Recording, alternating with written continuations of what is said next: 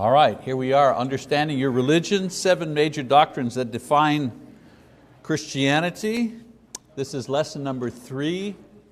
The title of this lesson is the Doctrine of Inspiration, Part 2. And we're going to talk about the New Testament record this morning. Now in our Bible, in our study rather of the Bible as a reliable text, that's kind of the theme for the last couple of lessons.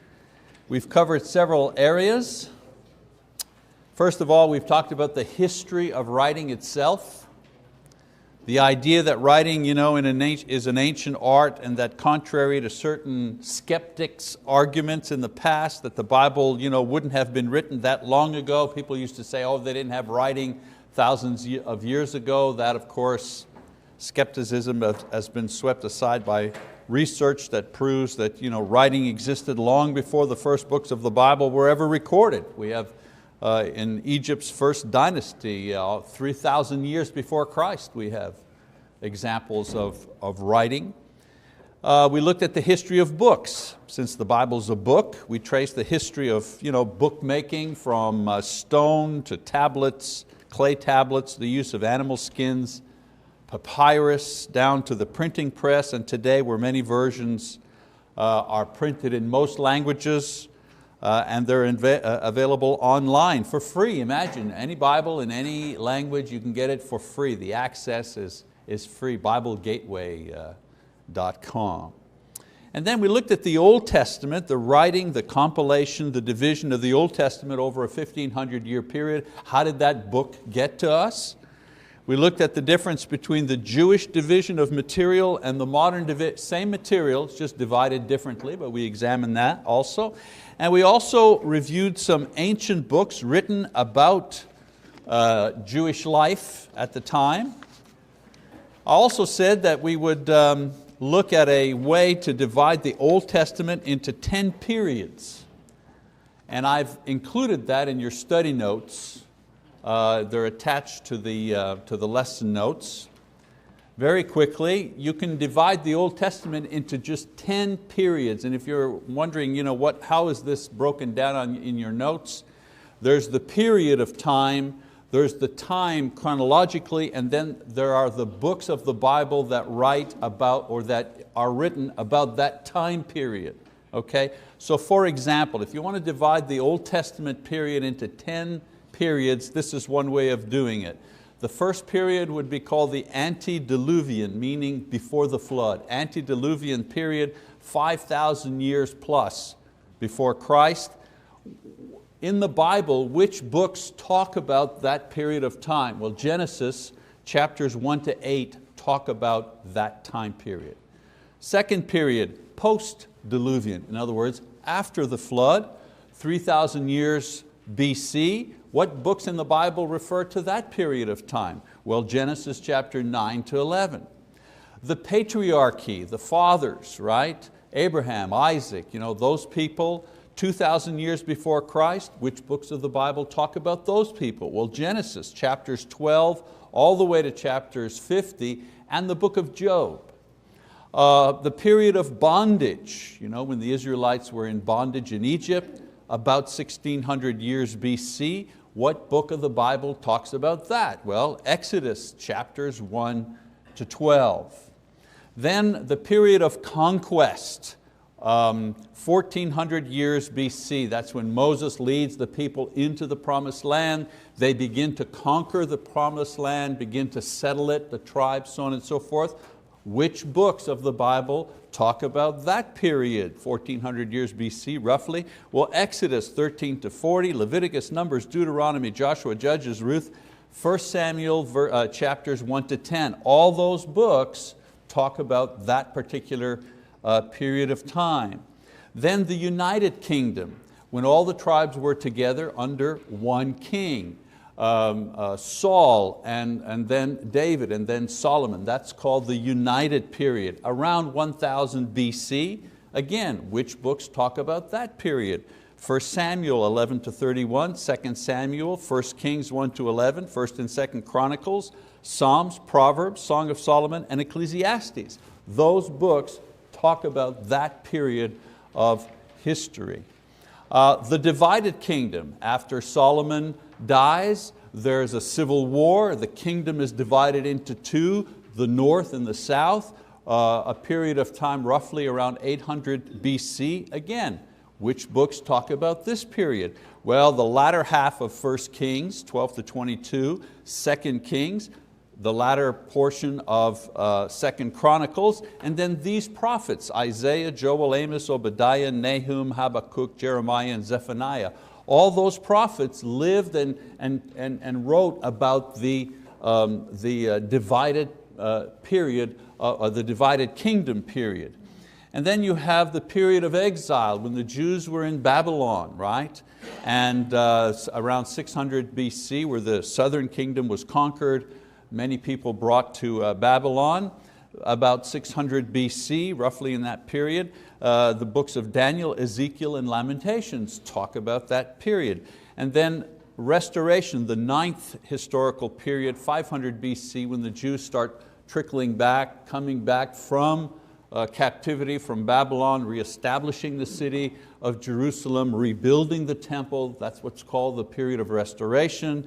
500 BC, Ezra, Nehemiah, Esther, Haggai, Zechariah, and Malachi. Malachi, the very last of the prophets that talk about that period. And then you have the period, what we call the period of silence. No inspired writings during that time. The period between Malachi and John the Baptist, roughly 4 centuries there. There were writings, but they were not inspired, and I talked about those last week, right? Uninspired writings, but that give us a lot of information about that time period. I'm not listed all the books here, but the book of Esdras, the book of Judith, the Maccabees, all those books, all those writings about that intertestamentary period between the testaments, okay? So I've given you that as something you can fold in your Bible, and when somebody's talking about a certain prophet or something like that, you can check, when did that prophet speak? What period of history that they lived in and that they spoke of. All right, so today we're going to move on to the New Testament record and how the New Testament was recorded. Now there are a lot of books that were written about the life of Jesus, and several books were written by the apostles and their disciples. The question is, how did they divide which books actually belonged in the New Testament? It's not as if there were only 27 books that were written about Jesus' life. There were hundreds of them written about Jesus at that time and written about the church. Which ones make it into the New Testament? How did they decide which books actually belonged there? So the books that make up the New Testament are called the canon. Not a cannon that fires a cannonball, but the canon. A Greek word which means a measuring rod, something that you measure with. So the books that measured up, so to speak, those are the ones that belong in the canon, the books that measure up. The word referred to those things which measured up when examined. In other words, when the early church examined all the material that was written about Jesus, how did they decide which books belonged in the New Testament canon? Okay? So out of the hundreds of books and letters and so on and so forth, how did they narrow it down to 27? Well, there were 3 main factors that led the early church to form the New Testament canon and preserve it in one book. Now, in the beginning, the church did not have a high regard for keeping the letters of the apostles and the disciples, and there's a couple of reasons for that. First of all, the apostles were alive and they were producing a lot of letters, so there was no urgency in trying to preserve their letters. Secondly, there was a lot of written material being produced, so no one thought that they needed to keep some of the stuff. There's lots circulating, why should we keep any of it? And then thirdly, and I think most importantly, in the first century, the general consensus was that Jesus was coming back in their lifetime. So the need for preserving the material for the future was not there. Their thought, we read about this in 1st and 2nd Thessalonians, those people in that church thought, well, the Lord's coming back. Some of them actually quit their jobs. stopped producing, just kind of sitting back waiting for the Lord to come, because no use building a house, no use trying to get the business going, no use saving up any money. Why? The Lord's coming back. Why should we make the effort? And Paul kind of admonishes them to work. It's in Thessalonians where he says, if they won't work, they shouldn't eat. You know what I'm saying? Which is, I think, be a good government policy. But anyways, that's a whole other issue. But then certain events took place that required them to begin collecting and preserving the teachings of the Lord and the apostles. First of all, something called the Canon of Marcion. The canon, so we know what the word canon means, right? So this fellow Marcion decided to organize his own canon, his own idea of which books should be collected and kept, somewhere in the area of AD 140. So Marcion, we see him historically as a false teacher.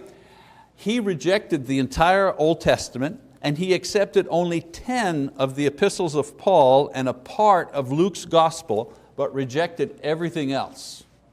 And he began circulating this group of letters, if you wish, as the official canon. And so the early church, in order to counter this movement, was forced to decide which of the writings were authoritative and begin to collect and circulate these. And this activity began somewhere around 140 AD, and it was done somewhere around 170 AD. So they began to examine and collect what they believed were the inspired writings, because somebody else beat them to it. Okay? Secondly, the persecution began. Under the Roman Emperor Diocletian, it was a capital offense to possess a copy, any copy, of the Christian scriptures. So this brought up the question, which scriptures were worth dying for?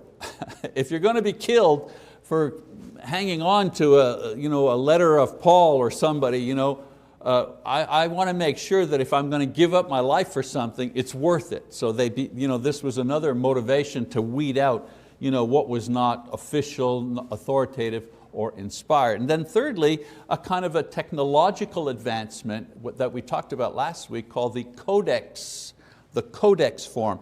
Codex is the book form, where several pages were placed together. Instead of using a scroll, they began using book forms. That was called the codexes, okay? So this form, as it became popular, brought up the question, well, which books should be grouped together into one volume? If we're going to switch over the technology, let's decide which papers, which books are we going to put into a single volume as a codex, all righty?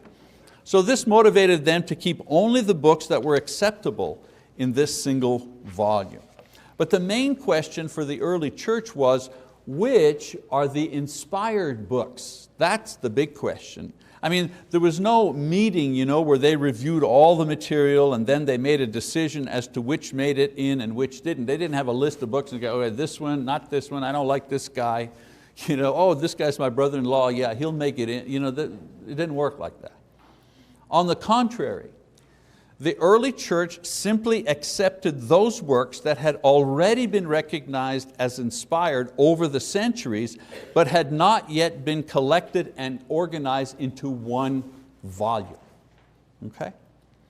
This was finally done in 367 AD.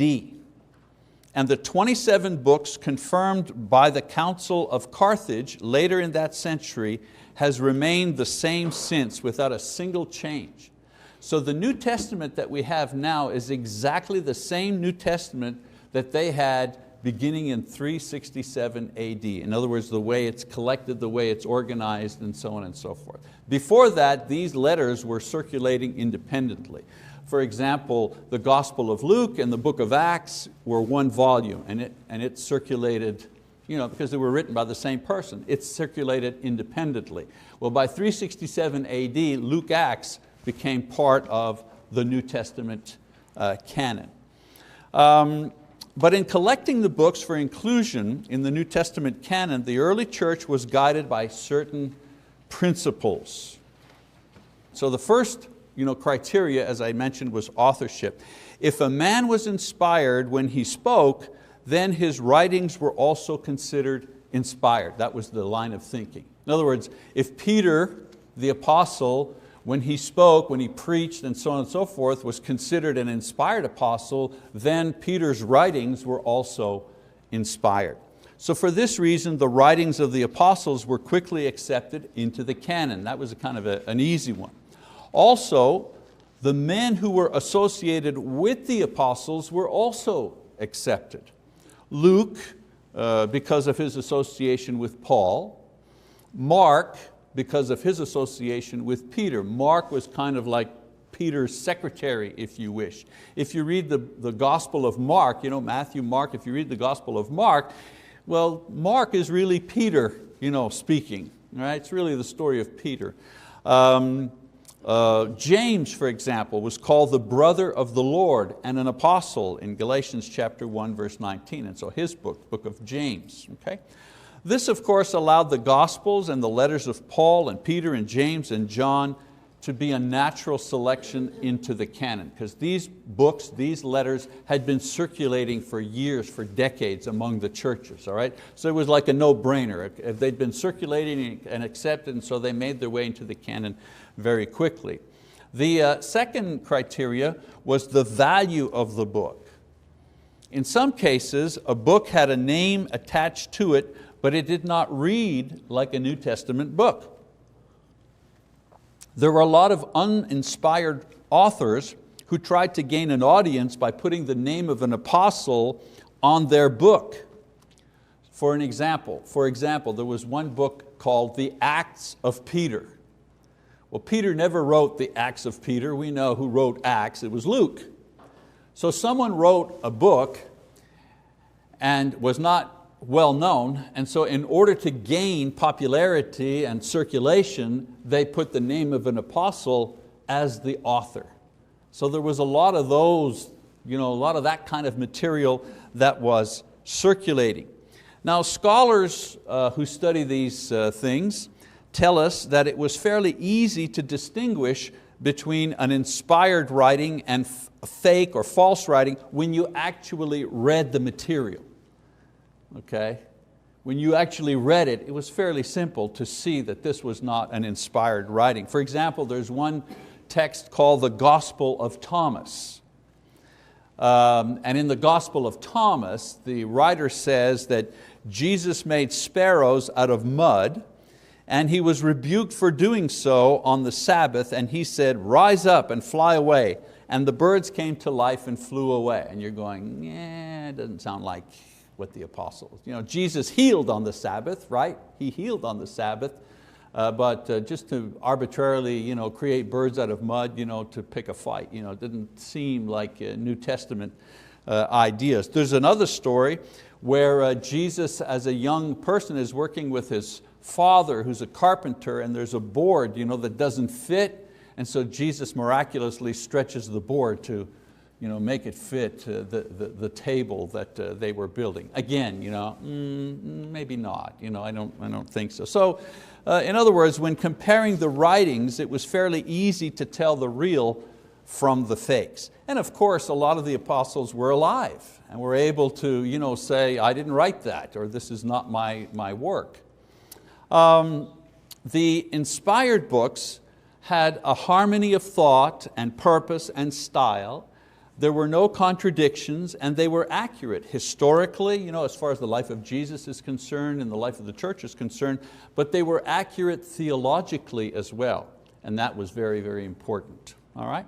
And then a third criteria, you had the author of the book, the value of the book, and also how it was circulated. The church did not decide which ones were suitable and which ones were not. They merely confirmed and collected those books which had traditionally been accepted by all the churches but had never been collected into one volume before. So again, it was very much after the fact. The books that the churches that had inspired apostles work and plant them, those churches, those books that they had worked with for decades and decades, those were the books that were accepted. What was interesting is that no new books were introduced. Only those letters and volumes that had wide circulation and acceptance after long ages of study and review were accepted. Obviously, they weren't going to accept a book that was written in the 3rd century. Why? Well, the apostles were dead by then. They were the inspired writers, and the associates of the apostles, they were the inspired writers, okay? So the canon of the New Testament was confirmed 300 years after the first writing began to be circulated. And of course, I didn't mention this, but we also believe that God was guiding and protecting the process in which His word was recorded and preserved. I mean, that's not something that you can check historically, but as Christians, of course, God is guiding. If we ask God, please help me, guide me in what I'm doing, switching my job, or help me to deal with my child, and to discipline my child, we ask Him for all kinds of things. Don't you think these early church fathers and leaders were saying, dear God, please help us to make sure that we are getting the right letters and the right material into the canon. All right, so let's talk about the division of the New Testament. When it was finally completed, the 27 books were divided into the following groups. So you had the Gospels, Matthew, Mark, Luke, and John, 4 of those. History, the book of Acts. The Pauline epistles that we refer to. Romans, 1st and 2nd Corinthians, Galatians, Ephesians, Philippians, Colossians, 1st and 2nd Thessalonians, 1st and 2nd Timothy, Titus and Philemon. Those are the epistles of Paul. The 4th category are what's called the general epistles, Hebrew, James, 1st and 2nd Peter, 1st, 2nd, 3rd John and Jude, and then finally the 5th category is prophecy, and that is the book of Revelation, for a total of 27 books. Most of these written by the apostles or the disciples of the apostles. Now there were a few, like the book of Hebrews and the book of Jude. These may have uncertain origins. Some say the book of Hebrew was written by Paul. Some say it was written by Jude. Some think it was Apollos that wrote the book of Hebrews. But they were widely accepted, and their material is perfectly tuned to the other New Testament writings. There are no, you read the book of Hebrews, if you remember Hebrews, there's no theological errors there. It supports and elaborates the doctrine of the redemption and vicarious atonement of Christ and so on and so forth. So it's accurate, all right? Let's talk about translations here, because I usually get questions about translations. The Old Testament was written in the Hebrew language, most of it anyways. There are some small parts of the Old Testament written in Aramaic. There came a time when the Jews could not speak Hebrew. They were losing their culture, they were losing their language because of the Greek influence. Okay? And those of you, I'm looking around at a few, my children, I spoke French at home when I grew up. I was growing up, I spoke French to my mom. Lisa and I, we speak French to each other at home. And our children, while we were in Canada, were learning how to speak French, and because they had French kids. But once we moved to the United States, the French, we kept our French, Lisa and I, obviously, we grew up with the language, but our kids didn't speak French anymore. Who speaks French in Oklahoma? Maybe Spanish, but not French.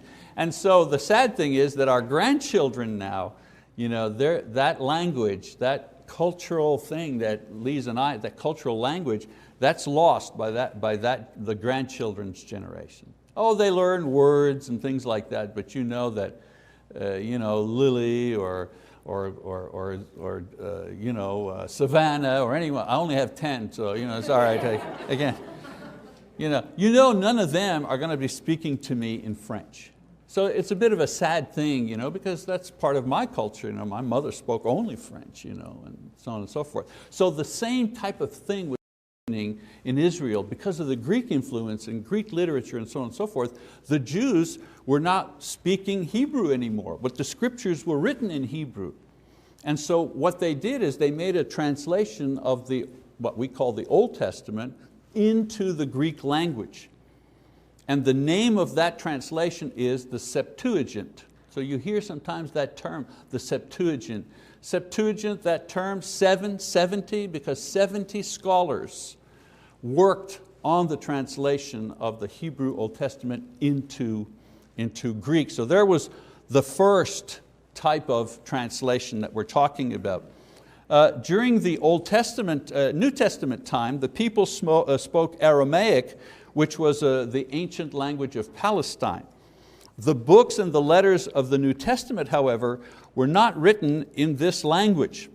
The books of the New Testament were written in the common form of Greek at the time, what's called Koine Greek, and it was the universal language of the period.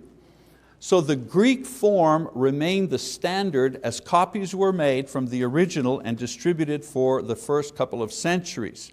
There are in existence today 5,357 Greek manuscripts of portions of the New Testament that scholars work with. And what's interesting is that there are more original transcripts and copies of the New Testament than there are of Shakespeare's material, and yet no one doubts Shakespeare. Oh, of course Shakespeare.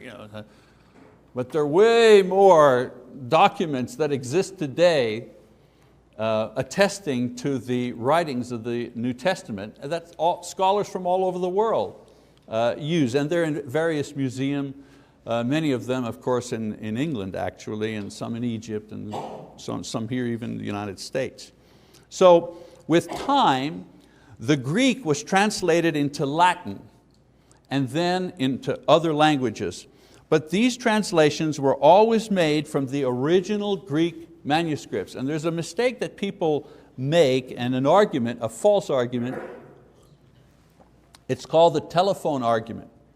They say, if this guy talks to this guy and he tells them a story, and then this guy talks to this guy and tells him the story, and then this guy talks to this guy and tells him the same story, by the time you get to this guy over here, 20 guys removed, it's like a different story. You don't even recognize it. And they say that's why you can't trust the translations of the Bible, but that's incorrect. When the Bible is translated, you begin with the original manuscripts, okay, the copies of the original manuscripts. All right? So the scholars are working from the Greek into Latin, for example. Okay? Well, they don't go from Latin to English, and then from English to German, and then from German to French. They go from Greek to Latin. Oh, you want a French version? From Greek to French. Oh, you want an English version? From Greek to English, from Greek to German, from Greek to French, from Greek to Chinese. Every translation always begins with the very same documents. Okay? I remember when Lisa and I were first converted, that was one of our fears, that we were reading something that wasn't accurate because of translations. Because growing up, as we grew up in Catholic Quebec, there was a lot of reticence in studying the Bible. When I grew up, it was like, if you study the Bible, you'll go crazy, you can never understand it. All these things, the translations are all mixed up, it's not accurate. So we had our method of testing. Since both of us, thankfully, we're bilingual, French and English, she would have a French Bible, I would have an English Bible.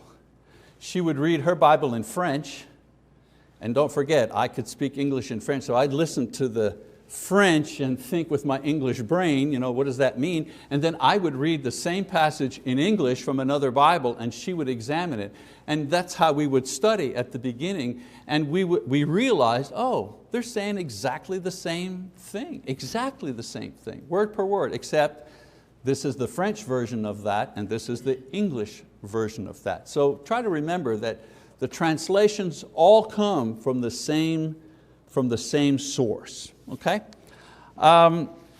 Latin was the language of the western portion of the Roman Empire, And so as Christianity spread westward from its original home, where Greek was the dominant language, a new version of the Bible was developed. As a matter of fact, the Greek Orthodox Church still uses the Septuagint version of the Old Testament and the Greek version of the New. In 404 AD, remember I said 367, the canon is finally confirmed. Not much later, 404 AD, a new Latin version of the Bible was produced by a man called Jerome, who was an early church leader. His translation from the Greek to Latin was called the Latin Vulgate. Okay, when we say vulgar, today when we say vulgar, we mean, oh, that's ugly, this, But the original source of that word meant ordinary, common. So it was the Latin Vulgate. It was the translation into the common language of the time. Okay? This because the standard version for study, this became rather the standard version for study and church, the Latin Vulgate, Jerome's Latin Vulgate. This is what the church used for many, many centuries. Various translations were made into common languages of the time, just like the common language of Latin. Other translations in the 5th century, all the way through to the 14th century, were produced. Gothic, Syrian, Slavic, English, French, German, Italian, Spanish, as I say, all from the original Greek into the common languages of the people.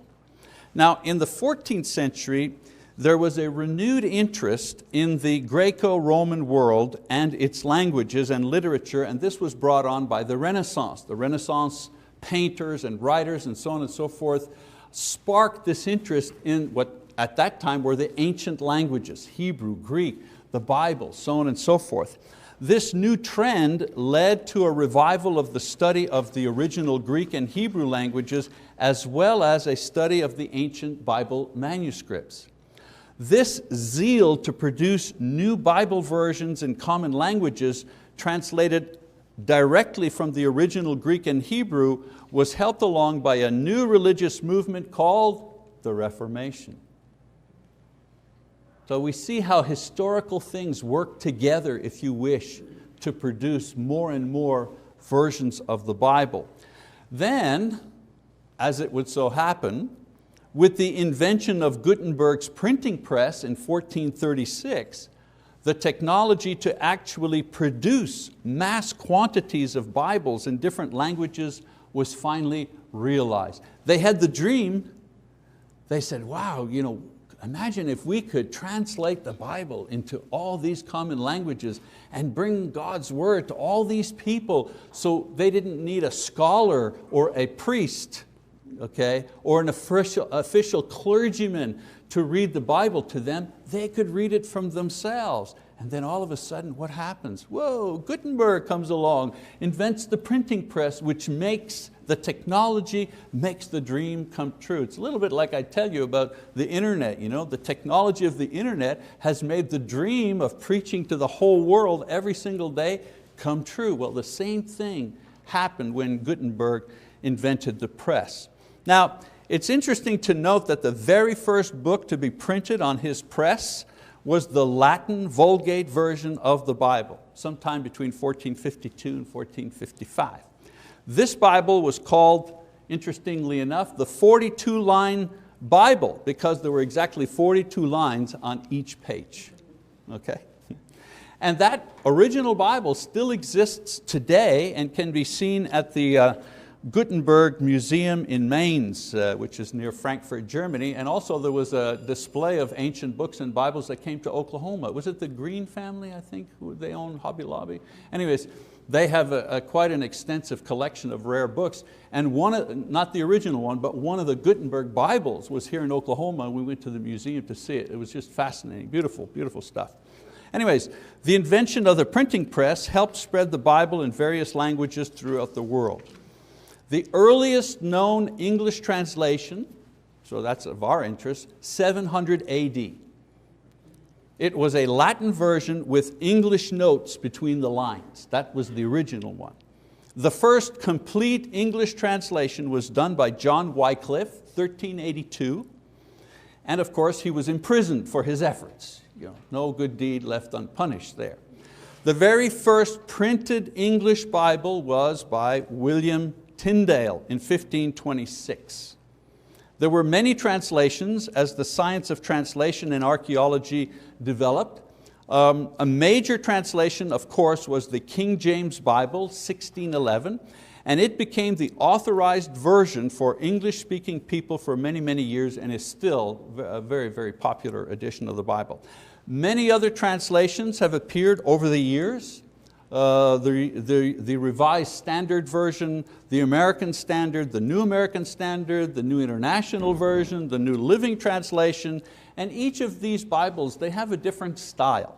For example, the Revised Standard Version, great Old Testament translation, but the New Testament's a little awkward when you read it. The sentences are a little awkward. The American Standard Version is probably the best word-per-word translation of any of the translations, but the English is complicated. Just like if you speak two languages, try translating something word per word into another language.